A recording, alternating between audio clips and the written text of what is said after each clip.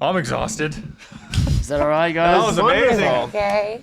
That was amazing, guys. Sure hope everything was in focus.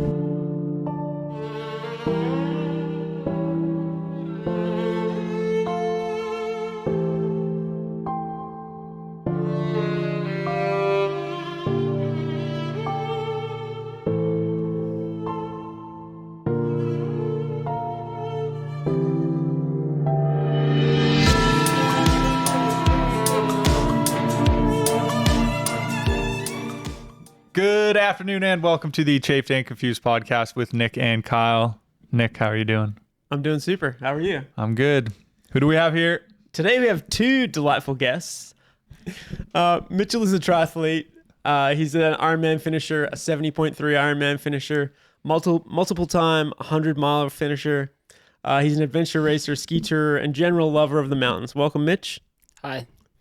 We also have Mitch's delightful wife, Kelsey, with us today. Kelsey completed her first 70.3 Ironman last summer, and both her and Mitch have their sights on their first second Ironman for Mitch, but first for Kelsey this summer. Yeah. Welcome, Kelsey. Thanks for having us. Our first married couple on the show. Yeah. Yeah. Oh, wow.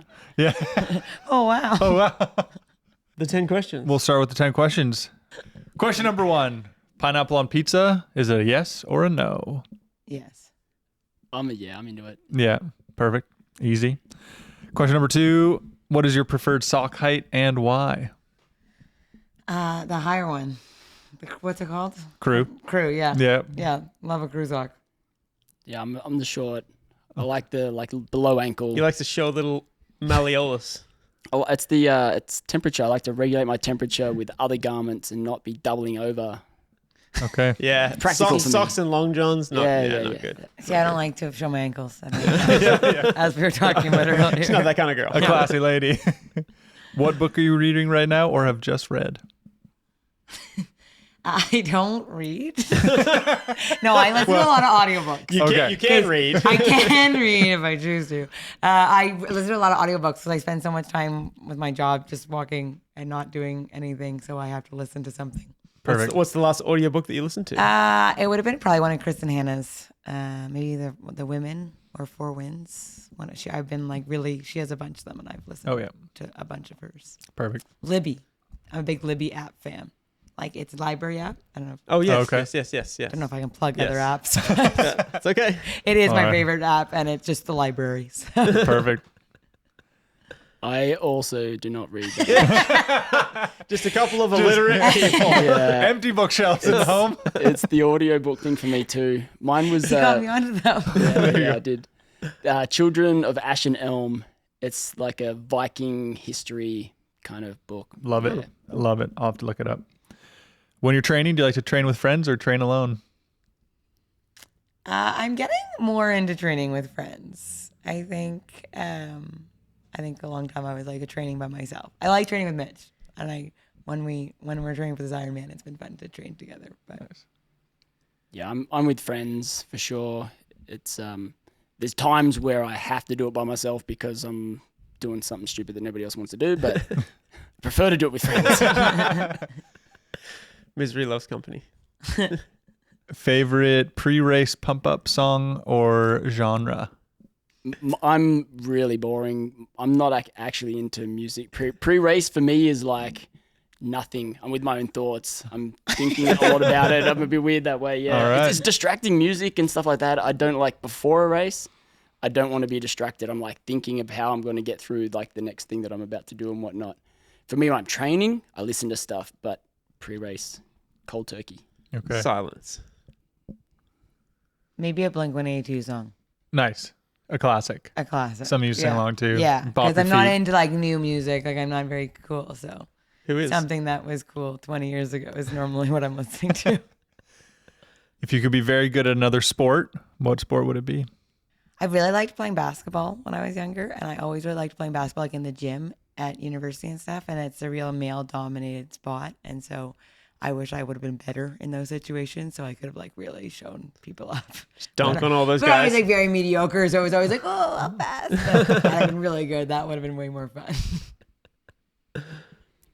Mine's definitely skydiving. Like free flying or whatever it is. Yeah, like the wingsuits. Not wingsuits, Oh, but okay. like falling out of the sky and like being upside down and like spinning around and whatever. I don't know exactly the right term for it. I like started learning how to skydive, and then COVID and access to drop zones and whatnot, and then my whole accident situation kind of stopped a lot of A little foreshadowing. And now I'm a metal bar. Unbreakable.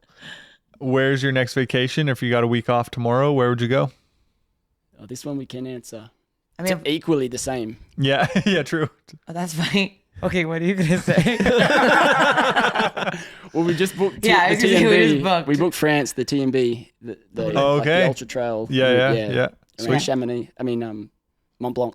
Yep. Yes, we're excited for that. I think if it was tomorrow, I'd just go to a sick hut around here with guided and catered experience. That would Nice. be really nice. But I am really excited for our summer holiday. When it comes to races, chase or be chased? Always chase. I'm like aggressively competitive, but don't like losing, obviously. So like Previous getting answer. chased is just like stressful. And I'm just like, I'm gonna lose. But chasing, I'm like, this is fun. I can probably why I've been doing this, because I'm chasing him around most of the time. Yeah, I'm Chase as well, for Chase. sure. If you could go on any adventure with someone dead or alive, who would it be, and what would the adventure be? I think I have 3 sisters. I would try to I have a big family. There's like 16 of us, and I would try to get us all out on like some kind of hiking, like overnight hiking trip. I would love that. I have forced my sisters to do many things with me, and so I know that would not be up their alley. But like, I think like if I dreamed it up, it seems really nice in my dreams. Nice. Perfect. I like the mountaineer Conrad Anker. Yep. I feel like he'd be a cool mentor to go out on an interesting mission with sometime, you know? Mm-hmm. Seems like a pretty good dude. Great Seen some answer. things. Yeah. Favorite post-epic snack or meal? Oh, Mitchell, my Christmas present. I'm really excited for this summer because I got a slushie machine for Christmas. Oh, nice. And it takes like 25 minutes to make 2 people slushies at my house. I'm going to put it on before I go for a run and then come home and have slushies all the time. So really excited about that. Love it. Was this like after race, post race? Post Yeah. epic Post, snack or yeah. meal. Yeah, I'm like a pizza burrito, a burrito with fried avocado in it. Yep. Yeah, Well, I didn't even know they fried avocado. They do. They do at one of it's our local possible. restaurants, and it's what he Oh. always It can't asks be for after really an- great for you, but man, it tastes good. That's okay. What? Yeah, that's not what you're looking for after an epic. Yeah. And in the world of ultra movement and getting after it, do you consider yourselves chafed or confused? Well, by that face, probably confused. Yeah, I'm pretty confused, I think. I'm just really chasing Mitch around most times, and I'm just like, where are we even going? Yeah, so then I'm probably chafed. Well, we've heard some stories. You have to listen to the first podcast. We won't go into that today. So where are you guys both from originally, and where do you live now? So I'm from Sudbury, Ontario, nickel capital of North America. The big nickel. The big nickel, very, very big deal. And now I live in Revelstoke, British Columbia. I mostly grew up in Grafton, northern New South Wales, in Australia. The small nickel. Yeah, it's not as known. Lesser known. Where do you live now? Here in Revelstoke. I moved here 8 years ago. Okay. Lovely. And how do you guys earn money to buy running shoes? Oh, great time to plug my own company. Yeah, there you go. I run Kelsey's Canines, which is a Revelstoke-based dog walking company. I've been doing it since 2018.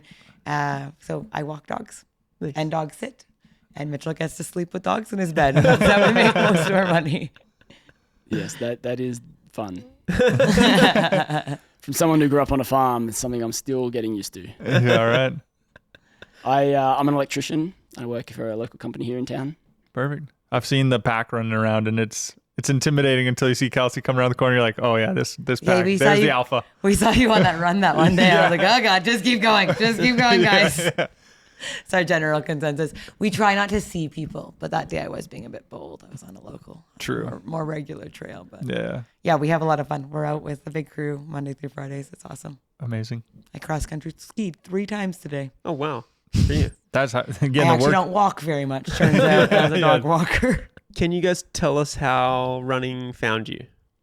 I guess my story would mostly start with my parents, my father probably more specifically. He did ultra endurance events back when they were kind of starting. He actually competed in the first Ironman that was held in Australia in the 80s. It was maybe 85 or something. And so I actually never saw him do a big endurance event, but because he could basically stop when I was born in my early childhood, but he was always training and doing other things, and so I think that just naturally like oozed out into me. He would be running somewhere and I'd be biking, and then in time I started just to naturally pick it up, I guess. Yeah, I did a little bit of running when I lived in New Zealand, but really getting together with Mitch really started. I was like, I either need to start running or I get left behind. And what he was doing was really cool. And I was like, there's actually, Mitch has a really great ability to make things seem a lot more approachable and doable than they are. Like I ran a 50K way before I should have, but not in like a dangerous way, just in like a I know people think about running a 50K for years, and my husband was just like, you can do this. Don't be stupid. And let's just do it. And so I did it. And I think that that's just how it kind of happened for me, was I just got together with him and he told me to keep doing it. So I did. There you are. And now you're doing an Ironman. It's the one time I listened to him, I guess. How did you two meet? We met in Revelstoke. Okay. Mitch was removing a hot tub on a rental I was staying at, and I was suntanning in the backyard. And he came creeping out from under my house, and I was like, "What the hell are you doing here, bud?" Who's that handsome gremlin I crawling? was like, "Hello." I was like, "Sophie, go inside. We only need one of us out here, thank you." Amazing. That's very cute. Can you talk about the role of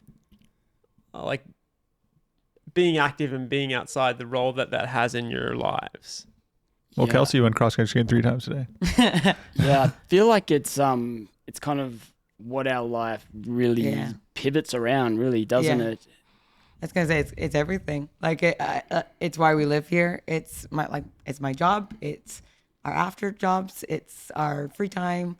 I think when you live in a place like this, it's just so accessible to be outside and be playing and be having fun and be being physically active. Like I went cross country skiing 3 times today, but in 3 different places. Yeah. Were they all great? No, but it's called adventure skiing for a reason,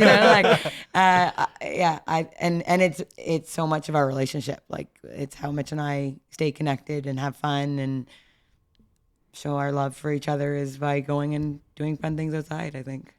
Yeah, we really find joy in all forms of play and have found partners, each other that enjoy that, and experiencing it together. So yeah, it really just is almost everything. Mm-hmm. Not to be extreme, but yeah. Well, you don't read or so. Yeah, we don't read or listen to music, so that is what we're doing. We play outside. Let's go run. That's another thing too. We talk a lot on our adventures, and it's it's therapeutic. It's how we kind of it's how we process reconnect our relationship, and yeah, when you're walking for 12 hours together, you have to talk, especially when there's bears around, which is always what I make the excuse. I'm sure there's bears here. Let's just talk. Can you tell us about your accident a few years ago? Can you talk about the day that it happened? So we were just doing a small adventure, gravel biking, and we pulled into a pathway that was sort of an arterial pathway heading into a town, and I pulled off the pathway and went into a skate park whilst on my gravel bike and kind of rolled through the skate park, but then went on kind of one of the corner pedestal ramps that is at a skate park. Instead of turning and going back into the skate park. I rolled straight off the back of it and went completely head over and landed on top of my head and broke my neck and landed in the park field on the other side of the skate park.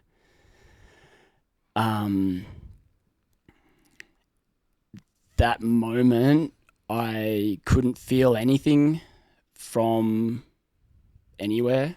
It was a really weird sensation. I remember being kind of still folded in my bike, and I felt a sensation, something sort of moving, which I only assume now was like my breath or something. And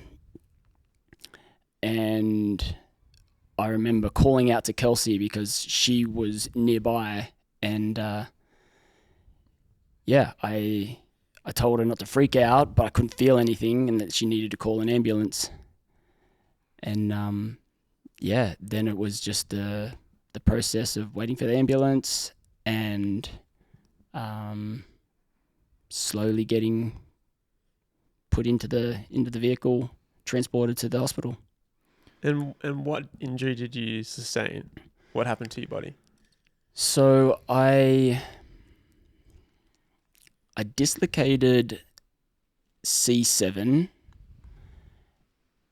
which it fractured the top corner of T1 and the bottom back corner of C7, also fracturing C7 in a number of other ways.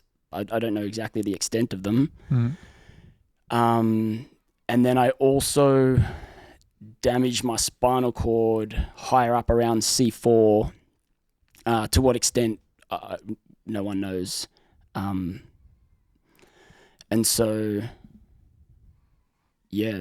that after I was put in a spine board, transported to Penticton, flown out to Vancouver. Vancouver had the discussion about surgery, and they basically decided that they needed to fuse all of my vertebrae from C2 to T2, skipping C7 because that one was the most damaged. They couldn't screw into it.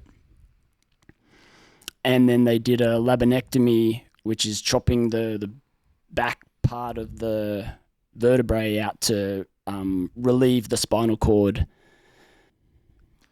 So, Kels, when Mitch told you not to freak out, to what level did you freak out? I freaked out so bad. Mitchell's like all of our calmness, and so and I'm all of our non-calmness, and I freaked out so bad. Like I just started screaming in the park, like aggressively. Luckily, that like got a couple people to come over to us, which ended up helping a lot. There was a man who I'm sure had big life struggles. I probably was living in the park, and he came over to me, and I'm sure like that wasn't an easy thing for him to do. And he said like, "What can I do for you?" And my parents were on e-bikes, and Mitchell left out the part of the story that I was the one that let him into the skateboard park. So I was really close by because I was in front of him. I did turn though. So the man came over to me, and I just say like, "You need to find my parents. They're on white e-bikes. They're like, my mom's a short little lady. Like, you need to go find him." And he ran off, and my parents showed up like 10 minutes later. So he clearly like did what he needed to do. And I like have always appreciated that person so much. And when I was freaking out, a little lady came over, a little blonde lady. She was like quite small, and she was fabulous. And she like helped me call 911 because I was freaking out. And there was this man who like came over and like really like had the energy that he was gonna fix this, and he like ran over with like his hands up, and he's like, "He needs help. I know CPR." And I like looked at this little lady, and like this man was quite a large man, and I was like, "Your job now is to stop that man from touching my husband. No matter what, that guy doesn't come near me." I don't know what happened to him, but he disappeared. So that lady like clearly did her job. You found the right people. I found the right people, but like I freaked out so bad, and then my parents came back and they did a decent. I think my mom freaked out a decent amount for sure. But honestly, the paramedics that showed up. Whose name I thought about all day today, and now I'm blanking on. But I think, what was his name? Oh my God, can't remember. Anyways, I think he saved, like he was one of the factors. When people ask me like, why do you think Mitch survived this? And why do you think Mitch was like one of the people that was able to have this miracle? Like I think that paramedic was one of the reasons. Yeah, definitely. He was incredible. And like there was a junior paramedic there who also was like doing his thing, but like this guy, like the junior paramedic, you could tell wasn't very confident, and the guy just like stopped the whole thing and was like, I'm leading now, get it, like do this. And like I think there was like 5 or 6 firefighters that came in, and he just did his thing. Like, you know when someone's really good at their job? If you watch Kelsey's Canines, you see time on Instagram. Incredible drop. Incredible. Yeah, just a couple drops. No, like he was just so good at his job. Like he just, I think there were a couple big game changers, and he was there and he helped me not freak out as much. And we got Mitch to he actually went to Oliver, and then he went to Penticton, and then he went to Vancouver.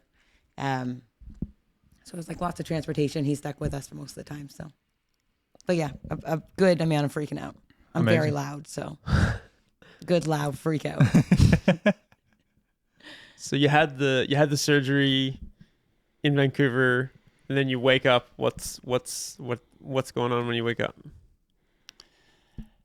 Oh yeah. I mean, I guess having the surgery, it was very hard for me to be convinced that I needed it, and so I was still a bit down. I think coming out of it, obviously drugs and everything as well. I was a bit like not sure that I needed it and that was what I should have done, but I didn't know enough or any more. And so I think at the start of it, it's you're so swollen, you can't. I could barely breathe. I couldn't swallow, so I had nose tubes. I had just tubes everywhere because they were very concerned about my airway. Everything was still so swollen around the neck that I was still in. He was in a coma for 36 hours after, like, surgery took like 5 or 6 hours, and then he was in a coma for another 36 hours while the swelling came down. And then you were in ICU for another like 24 hours, and then an ICU step down ward for 2.5 weeks after that. But yeah, they were really concerned about his breathing, so they kept him intubated for almost 40 hours by the end of it. Yeah, and the step down ward, that's the one I spent excuse me, a lot of time in. I guess because of the specialty of the spinal injury or whatever, it's kind of like ICU but slightly less. They have 2 patients per nurse, but I'm heavily monitored kind of thing. And so I was there for a long time and really couldn't do much except for just try and deal with the drugs. I really struggled with the pain meds. Yeah, it really messed with my head. The first week, he really, like, he didn't move his arms or legs at all. He really just was so high. He was so high on drugs, and he really didn't do very well with the pain drugs. Like, yeah, it wasn't a fun high. It was like scary. I couldn't deal with it.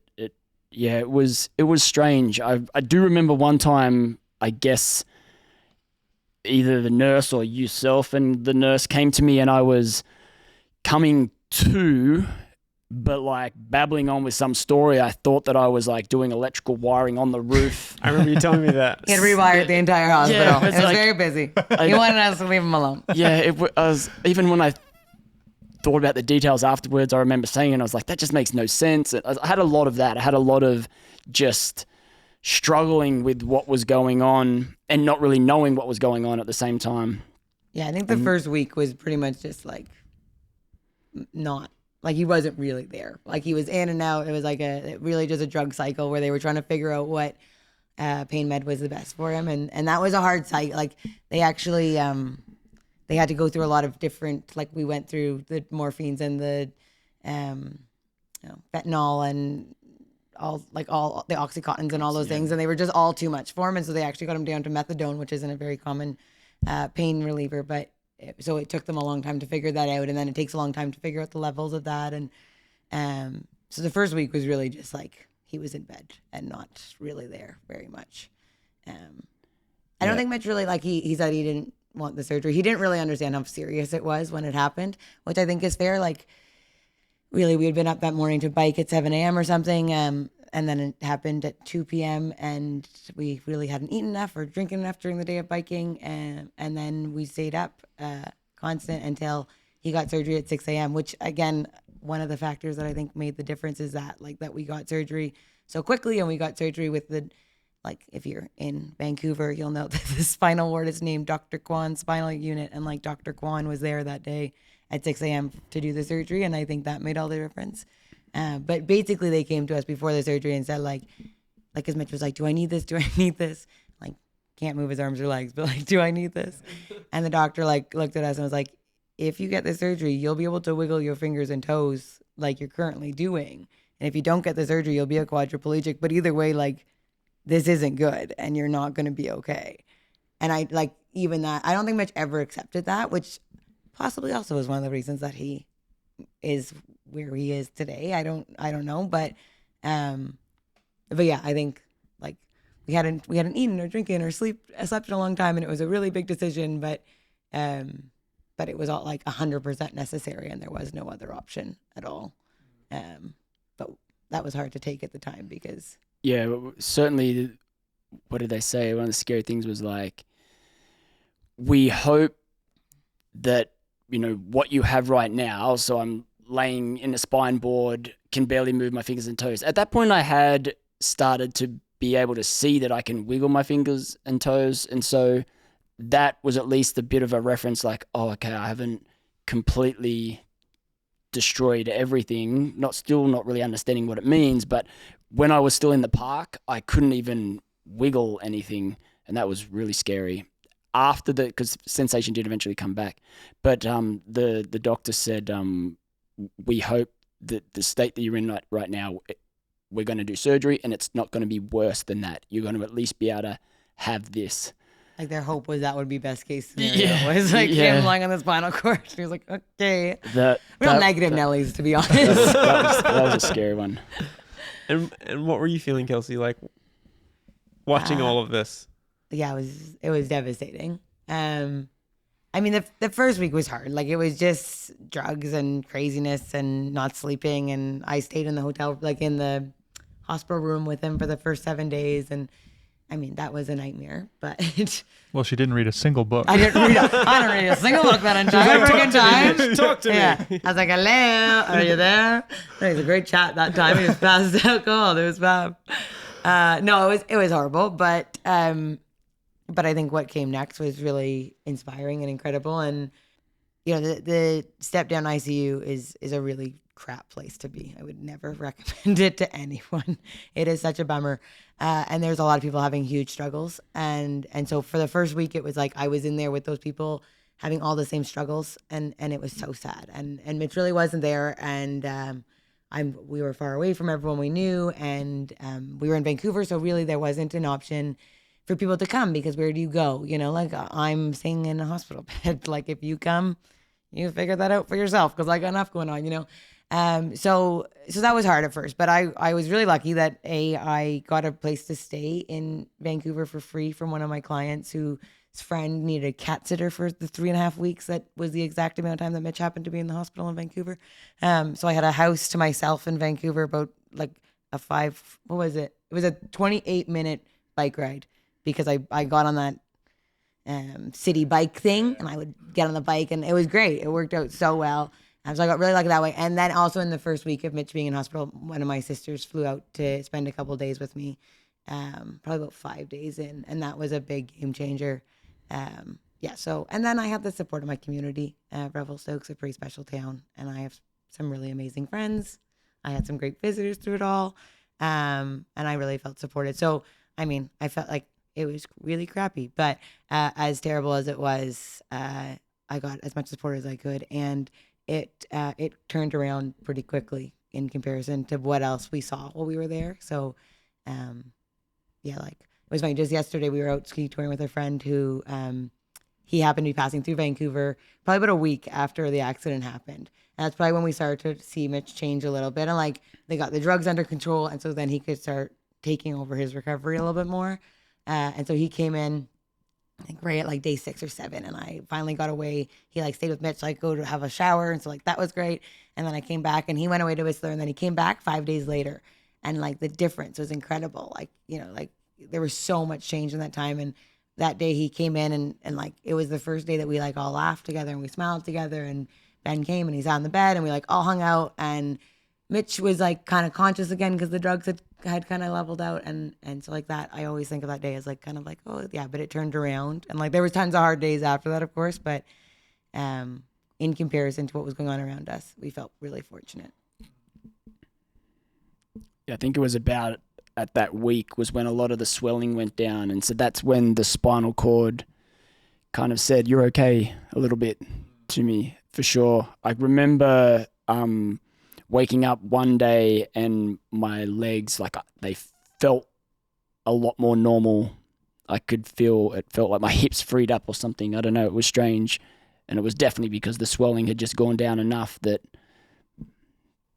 yeah, I guess there was more communication going on in the nerves or whatever. Yeah.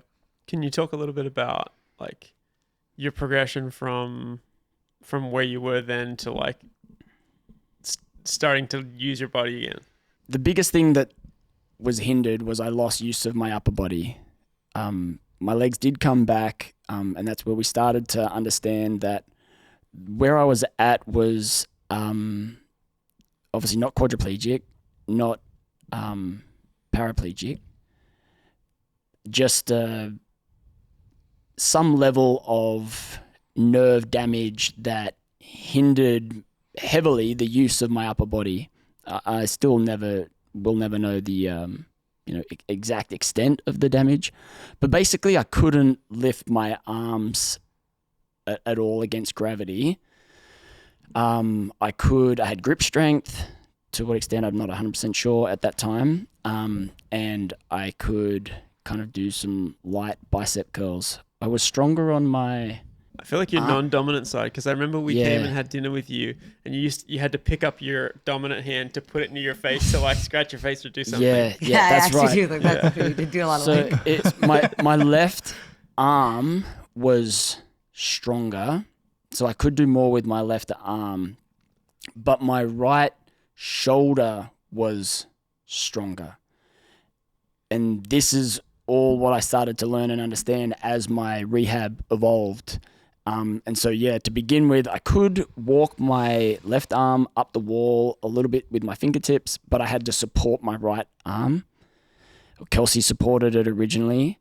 And at that stage, it was like we weren't sure, physios weren't sure what damage was done. They were just looking for any signs. Like, I think it's hard for the doctors because so few people, like they would say that Mitch is the 1%, right? So like I called them negative Nellies earlier, but I think they kind of have to be negative Nellies because the odds are you're not going to get better. And so it was funny because they just kept being like, yeah, that you're doing great. Like, just be grateful. Like Mitch would be like, okay, well, what do you think is going to happen next? And they'd be like, I think you're killing it. So, like they were just like, they were so shocked every day. That was like one of the fun things, I guess, about it was like watching their faces. Because they just like it was like they just didn't believe it. Like this just wasn't what was supposed to happen. He wasn't supposed to get out of bed. He wasn't supposed to move his legs. He wasn't supposed to move his arms. And so like they would do things like one day I have a video of him like building a little Jenga thing, and one side is working better than the other knee. Like it's like, well, when is his other hand gonna start doing that? Like what can we do to make that better? And she's like, dude, like just be so thankful. But Mitchell, like really, like I just don't know that he ever believed that he wasn't gonna be that he wasn't gonna recover. Like he just put mind over matter in a lot of it, and it was always funny because his expectations versus the nurse's expectations were so polar opposite. Yeah, I guess I was always like analyzing and trying to understand what I needed to do to get progress or whatever, and having like imbalances was really confusing because there was no real understanding like why the imbalance was there, how much of it was like atrophy just from being in the hospital, how much of it was surgical damage from being sliced open in the back of my neck, or how much of it was from the accident itself. There were just so many uncertainties, and I guess it took me a while to like sit in that or accept that and understand that. And I guess I just eventually got to the point where I just settled in, I just have to do something, whatever it is, and just keep pushing myself. And that's why the nursing my other hand was helpful, because it it allowed me to see the muscle fibers firing, but also progress, even though I was cheating a little bit. And I guess that was kind of like all of my rehab was one arm would be stronger than the other doing something and I would do it. And then my other arm, I would try and make it catch up. And first it was just lifting my forearm off the bed. Then it was lifting a piece of PVC pipe. Yeah, big bench presses with the PVC pipe. Yeah. And lifting blocks, trying to use a dishcloth on a sliding surface, trying to work like rotator cuff type Tried stuff. to avoid that a lot, like proving that he could use the dishcloth. Like, no, I don't know, it's one thing. I tried cleaning the bathroom, it just didn't work. Still to this day, everything else works. He still can't use the bathroom. Right? Yeah, and it was just step by step, and I don't really remember. It's hard thinking back, trying to think of like milestone times where things changed, because the whole time it was happening, it didn't feel like anything was changing. Right. It just felt like I was always at the start, but it obviously wasn't. It did change in time. Mm. It's just like when you're in it, it's so hard to see it. And I think that's where I guess the thinking about just having to do something, whatever it was, I guess that's what got through it. I don't really know. How long ago was this? It was Two and a bit years September ago. 23. Okay. So 2 and a bit years Wow. ago. It's only, yeah. When it happened and you were in hospital, you've come off the drugs, you're starting to feel a bit like yourself. Did you have a picture in your mind of something that you wanted to get back to? Were you like, oh, I'm going to get back to my life, or I'm going to get back to this? Like, could you perceive, like, did you have something that you wanted to get back to? Or was that just, you have no idea? Yeah, it was definitely, we definitely discussed this a lot, trying to come to terms with it. I feel like that's the majority of the conversation revolved around coming to terms with what might be. And I don't know if I ever really thought, it was either I didn't think of something that I wanted to get back to, or I didn't ever consider not being able to get back to something very close to.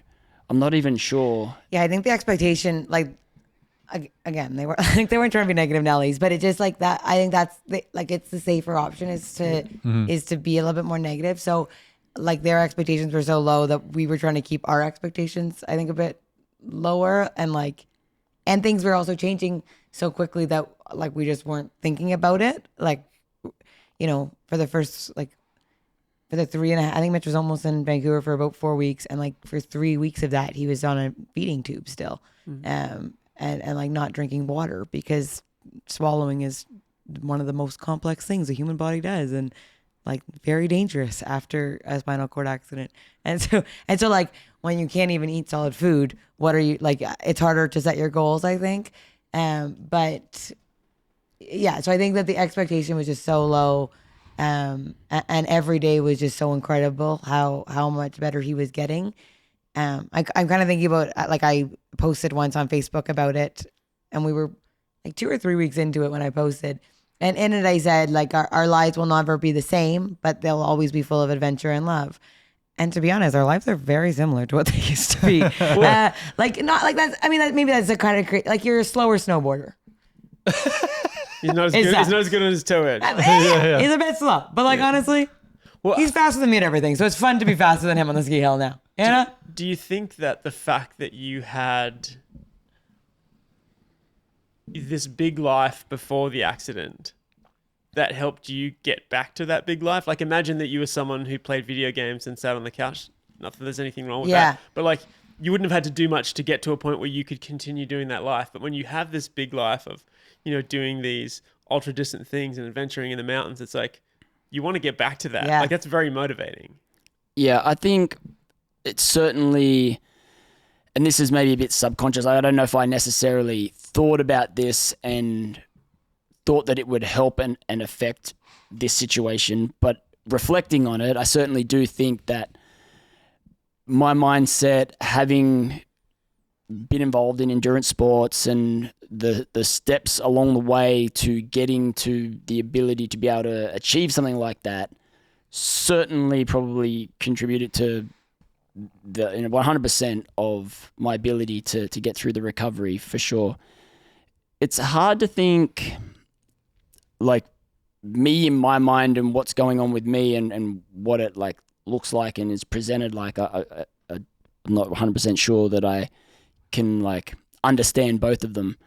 I feel like in my mind, I was maybe trying to accept things and knew that there was a job that had to be done and had to focus on that task. I feel like in endurance sports, you've kind of, I don't know if the best word for it, but it's like having small wins. You compartmentalize or something. It's like you set small goals and you achieve that. And I feel like that's what I naturally did develop through training and preparing myself for endurance events. And I feel like I approached subconsciously, I feel like that's how I approached my recovery was the same thing. I couldn't think about the big picture, leading to your question before about did I have some image of something that I wanted to get to or to get back to or something.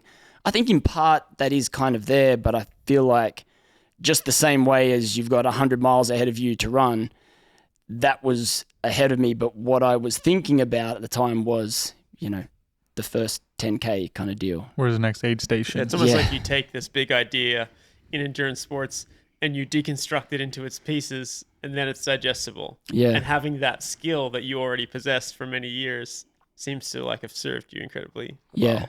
Yeah. Without knowing that that's what was happening, I certainly do believe that was the case for sure. Yeah, it's hard. Like it's hard to talk about sometimes about like why did Mitch become the 1%? Because you never want to belittle anyone that didn't become the 1% of people that recovered, right? And so you don't want to say like, oh, it's because he had the mental ability, and because that kind of belittles other people, and that's Mitch got very lucky with the type of spinal cord accident he had, but I also think that like not giving credit to Mitchell and the mental abilities that he showed in those couple months and in the years that have followed, like it also is very impressive. And watching him, even when all the nurses were saying like just accept it and just like not so like I don't want to make it sound like they're being negative, but they like you just don't want to give people false hope when you watch day in day out people not get any better, right? And so you don't want to tell a couple like, yeah, you'll probably be running marathons again when like 99% of people don't ever walk again. So like, but I do think that like he just put his mind on the goal of like recovery in general and just like head down and kept going and didn't let the noise affect him. And even in times where like, I think I was a bit like, okay, but maybe we should just be happy with this. Like he was like, no, we'll just see what tomorrow brings. And like, we'll just keep working on it. And so I think that came from like, it's kind of the same vibe that I got watching him in the ultra marathons that he's done. I mean, I also feel like you were a huge part of that. Like you were his support. And that I think I did force my way in. Yeah. I mean, I remember Mitch telling me the story about it happening, and it's like he hits the ground, he can't feel anything below his neck, and his first thought is, I don't want Kelsey to freak out. Like you guys like do so much to support each other. Like that's a huge component of you doing what you've done together. Don't make me cry. No, it is like we do. We're each other's support teams 100%, and like I mean. It was pretty wild. Like Kelsey did spend a month in the hospital with me, like by my side. It was pretty impressive, and I'm super, super grateful. I like annoyed the crap out of her, laying in the bed and like my little nose prongs for the oxygen, and all like the nose prongs. Because my throat was swollen and I couldn't like fall asleep. Because when I'd fall asleep, it would like close my airway and wake me back up, and I was like trying to get a comfortable way to sleep, and I kept asking for them to move the nose prongs so the oxygen would force past my windpipe and I could actually get to sleep. And so I'd be like, Kelsey, can you move it? And she'd move it again. And he was like, I don't. Kelsey, can you move it? Like he was at 100% oxygen, which like that's not even, people don't even get to 100% oxygen. Like when they're living their daily lives, the nurses would tell me, and they'd be like, he's at 100%. Yeah. We can't do anything. And I'd be like, okay. And then he'd come and be like, can you move the nose prongs? I'd be like, yeah, no problem. Can you move the nose prongs? Yeah, no problem. Like 2 a.m. in the morning. Like, up the nose they go. And when I was freaking out with the drugs and stuff, like she was there the whole time. And so, and like even all the way, like we flew together to Vancouver. We flew back to, I went to rehab in Kelowna. I got So- you into the rehab room. I think like people, it's funny. I've had a lot of conversations with people and even some friends that have been like, I couldn't do that for my significant other. And I think when you're in the situation, you just do. Like, hopefully you put people in your life that are going to treat you well. And I think that if you treat people well, then they'll treat you well. And I have an incredibly supportive husband that's helped me do so many incredible things in my life and will continue to help me do so many important things in my life. And like, that's what you do, you know? My parents have been together since they were 14 and 16 years old. And that's the kind of relationship that they've always had, is that like, they've always been there for each other. And I think if that's the kind of marriage that I want, then that's what you have to do. And I mean, he really pushed it a little bit by asking for that much, but he proposed to me about like less than a month before, maybe 2 months before you broke your neck. So Yeah, that's true. it's almost like he like He knew. he got a ring on it. And I was like, now I can break him. I need a hospital buddy. Yeah. Yeah, I think you just show up for people. Mitch, can you talk a little bit about, so you're in hospital, how long was it for your transition from when this all went down to when you could go back to your own home? He spent 4 weeks just under 4 weeks in Vancouver, and then just over 2 weeks in Kelowna. So it was about 6 weeks from when we left to when he came home. And when did you decide, you set a goal to run a marathon? When did that happen? I guess I actually planned to not set a goal. Oh. This was actually the first time. The old counter goal. Yeah. The old It's- opposite. It's because Not to ruin what you're going for. purely because the problem I have is if I set a goal, it like tends to be lofty and I challenge myself. And the idea was to like not allow myself to force myself to do too much. It was like trying to figure out a way to scale it back when I was thinking about trying to build it up. And that was a really strange experience. And so what I mean by that is I had to start from scratch to run again. So I got a really awesome program from a physio friend of ours, and I did a run walk program to slowly build up. And that was kind of like, that was the goal. Focus on that plan, not think about trying to get to something just yet, because I actually had some really crazy stuff going on in my body. I would have like these weird shock waves run down my spine. He had a bunch of nerve damage, like spinal cord damage is all nerves, right? And so he had nerve damage when it happened and had a lot of like funny feelings and tingling. I remember you feel like you still feel the metal, and you're getting used to this new Some hardware. Talk about your new skeleton. uses. Remember? We use it to sleep on now. Oh yeah. I can fall asleep in any kind of height backrest chair because it's built in that if I just tilts my head back, it doesn't go back, and I'm just like stuck there. And now lots of people are getting photos of it. He falls asleep a lot. Yeah.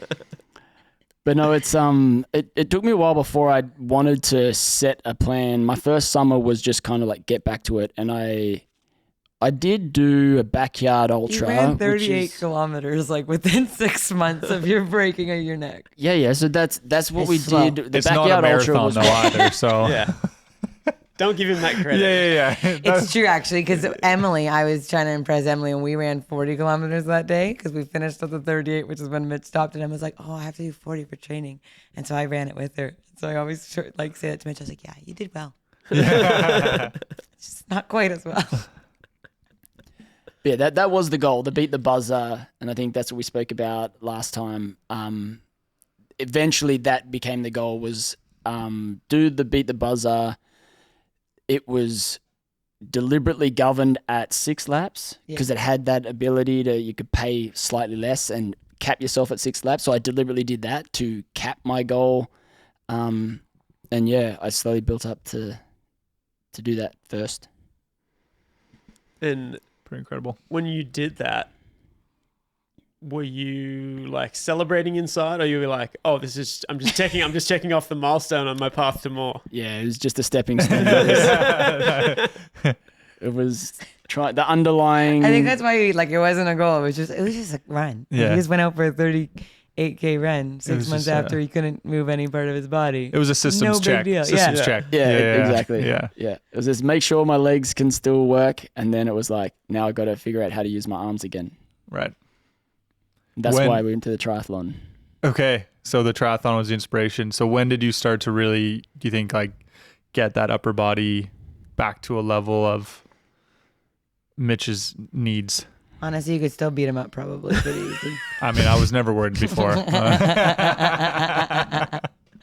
I think I've only just got to like being at a competent swimming level. And I mean, that maybe sounds a bit silly because we did a half Ironman last year, but it took. Man knows how to undersell. Yeah. I mean, I think I'm barely at a competent swimming level and I'm all good. So, Yeah, certainly.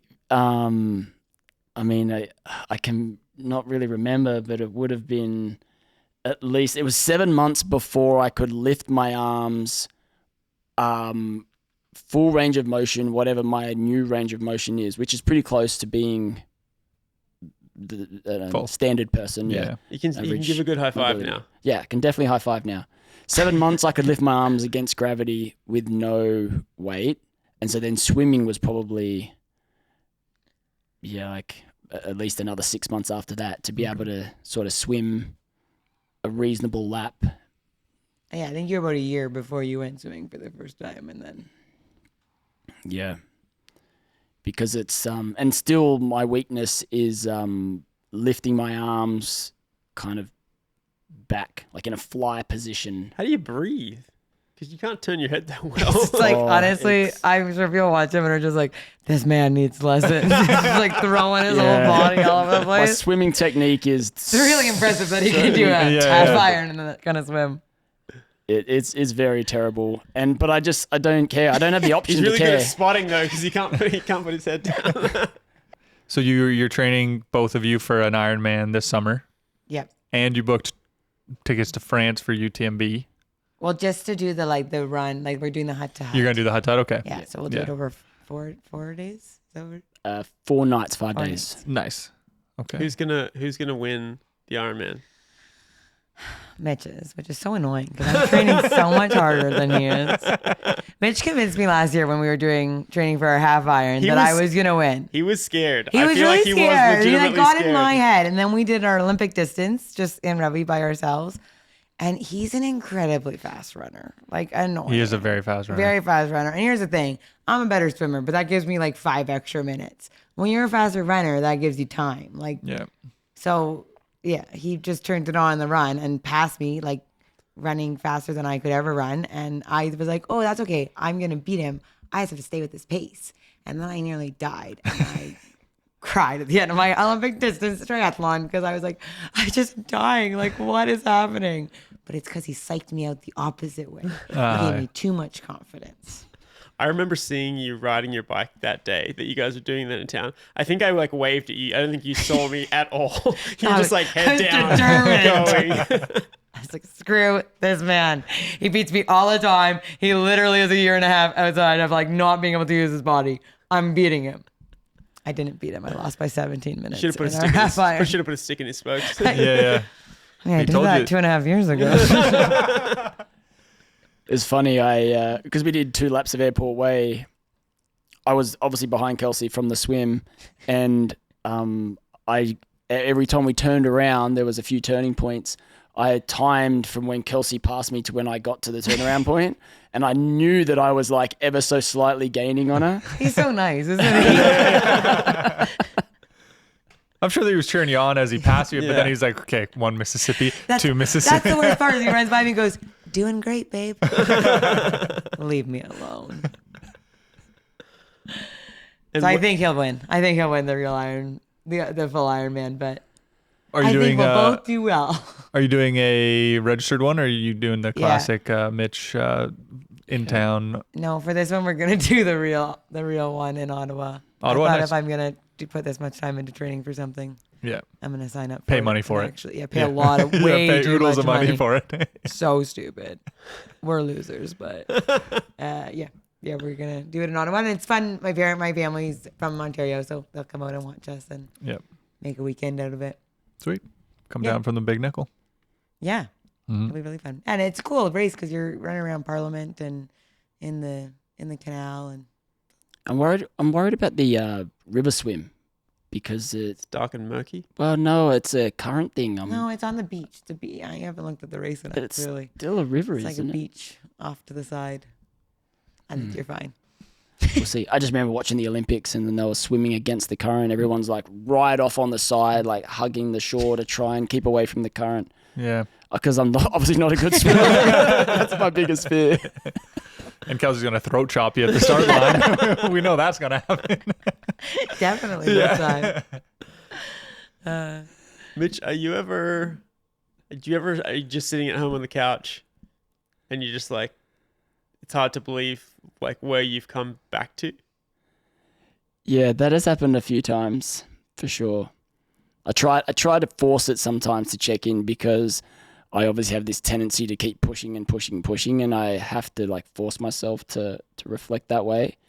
And I definitely have sometimes. And certainly since Kelsey and I have done a few adventures just in the last 12 months, the half being one of them, it's brought up a few moments where I did, you asked that question before, if I was like had a goal or somewhere I wanted to be. And whilst I try to not think about it then, reflecting now, I have had those moments where I think like, this is cool. I am mostly back to where I wanted to be. I'm if I'm not there yet, I'm near enough. I did an Ironman before, 9-distance triathlon before. This is kind of going to be the official like check, like I am back again in the swimming, biking, running kind of thing. And then I'm going to get back on the running train and find some other big adventures to go. So I'm not quite there yet. I haven't ticked it all off to, in my mind, get myself back to where I am. But certainly we've done lots of things that's made me realize like our life is not as far away from what it used to be. And that's pretty special. That's the goal, really. That was the goal. Well, sounds like we're all wearing Hawaiian shirts at Sinister 7 crew and the ladies this summer. I mean, to see you guys get married was pretty special. Like to see you recover to the point where like you guys could get married. That was pretty amazing to be a part of. Yeah, I think I often watch Mitchell and just kind of think like, holy crap, like we're so lucky. And like I'm so lucky. Like, our wedding was such a special, like it was so fun. And I made everyone cry with my speech, but everything I said and I meant like everything that happened to Mitch and his recovery. Again, and it's hard to talk about because I saw a lot of other people in the spinal ward, and you don't want to belittle anyone, but like what this man has done has been incredible. Like, it did feel like, holy crap, our whole lives have changed. And then it just felt like Mitch decided like, no, our whole lives are not changing. We have the dream life. We're going to get it back. And he just worked his ass off and he did it. And I'm so thankful for that. Because not everyone, I don't think not everyone could do that. It's not that I don't think, I know that not everyone can do that. And we do live the dream life, asking us earlier, how much is nature's everything. Like our lives are incredible. Like living in Revelstoke is such a special experience that I don't want everyone to get to experience because then it wouldn't be like this. But I do because everyone like it's just a better life. Like I have a better life and not to be braggy, but I have a better life than you know. But like I often turn to my friends and I say like, it's so fun to be this kind of adult, and we almost lost that. We almost lost being able to be this kind of adult. And then my husband decided that, hell no, that's not what's happening here. And just fought like an animal to get us back. And we had some amazing, like moments. We had a great surgeon. We had a great paramedic. We got surgery really quick. There were so many other things. But the fact that we still get to keep living our dream life, and we got to, ski powder this weekend, Saturday and Sunday, and we get to have our friends, and we get to have our big wedding with our friends in the bush, and we didn't have to worry about all the difficulties that come with accessibility. Like we're so lucky, and I'm so thankful that we get to keep living this way. Mitch did a bit of stuff, yes. Good work. High five. Thank you guys so much for your time. At the end of the episode, we always like to ask, if there's something that you guys have both learned on this journey from Mitch's injury that could help someone who, maybe they've had an injury of their own, or maybe they're just going through a hard time in their life. What's something that you could share that helped you guys keep going? I would say, actually, maybe I won't answer your question. I think my advice to somebody, is if you find somebody like Mitch in your life that you can link onto and can make your life better, that's what you want in a partner, and to just do it. 8 years ago when I met Mitch, I wasn't doing any of the things that I do now. Not any of the things I was, but just, those funny videos. You're like, how my husband does things and how I do things. And it's like that crappy song. That was me always on the crappy song. just doing things really basic, which is fine. But then I got to meet a man who pushed me and supported me. And I mean, I guess that was most evident when he was recovering, But I guess if you ever find someone like that in your life, to link on, don't be scared that you can't come up to who they are, because they're just going to make you a lot better. And I think that's what Mitch has done in our lives, and post-surgery, that's what Mitch has continued to teach me, is just you can keep figuring it out, Yeah, I certainly have reaped the benefits of having a partner that is driven and willing to challenge themselves and go on this journey with me that I struggle to do anything but do. But I think just personally about the injury, I feel like, I guess for me it was just shrink it down, the compartmentalization, focus on something that's achievable, because then the world and whatever you're challenging yourself with doesn't seem so scary. I feel like that certainly helped me, specifically for, getting through such an ordeal for myself personally, but us as a couple. I think Kelsey's answer was really pretty special and correct. Yeah. Well, I don't know how you put a bow on that one, but thank you very much for your time, guys. That was incredible. And we look forward to seeing you on the start line and hear about your race this summer. Yeah, thanks so much. Thanks for having us. We are Chafed and confused.